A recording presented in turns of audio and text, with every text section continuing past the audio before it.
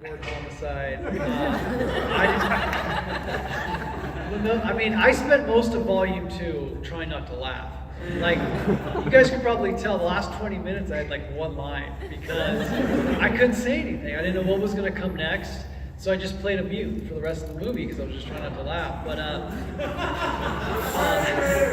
Uncle Rick, okay, so Rick Edwards is his name. I grew up in the 1980s watching a soap opera called Santa Barbara. Anybody ever see that show? Nobody. Not many people did. I think it was my mom and I that watched Santa Barbara. So she was in love with this guy Rick, who played a bartender.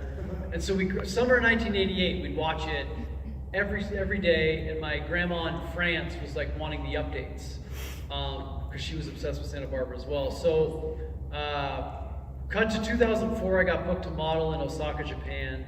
And they said I was going to work with 2 other guys at the airport. And I met Rick there. I was like, oh shit, you're the guy from Santa Barbara. He's like, how the hell did you know that? And so we went to Japan, we worked together. He was doing pull-ups from the rooftop, making jokes. I mean, he's like the ultimate alpha male. And so we became friends. And then around 2008, we kind of lost touch. He was having like marriage problems. But he was living in LA and San Francisco, and so we lost touch. A couple years ago, I'm writing the script, and the characters are fleeing to the desert, and for some reason, out of nowhere, I didn't even know what he was up to, Rick popped into my mind, and I had this guy working construction, living in the desert, driving a white pickup. I was like, this is the character. What's that? Yeah. Oh, yeah, he actually does it. He can do like 35 reps. So I wrote this part based on Rick, the guy that I knew, wrote the whole thing out, and I thought, wouldn't it be crazy when we were going to make it if I tracked down Rick, who I hadn't spoken to in 8 years, got him to play himself in this part? Because I figured, Bryan Cranston probably wasn't available. And he was the second choice anyway. Rick was the first choice.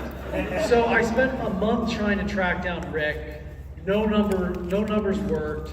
I had a MySpace message from somebody who knew him in 2006 that was trying to hire me to model for a male catalog called Studs and Spurs. A male calendar. I'm sorry, I didn't get it. But so I got a number for his daughter, who somehow gave me another number. I called this number, left a message. 45 minutes later, I got a call saying, buddy, how the hell did you find me?